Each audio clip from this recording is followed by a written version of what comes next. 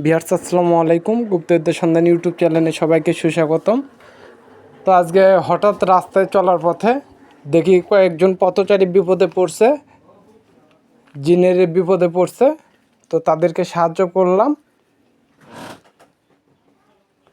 তো আমি চাই যে আল্লাহর কাছে দুহাত তুলে দোয়া করি, আল্লাহ যেন সারা জীবন এরকমভাবে মানুষকে যেন সাহায্য সহযোগিতা করার তৌফিক দেয়, এবং আমার শিষ্যরাও যেন যে কোনো জায়গায় মায়াশক্তি প্রয়োগ করে অনায়াসে সব কিছু করতে পারে।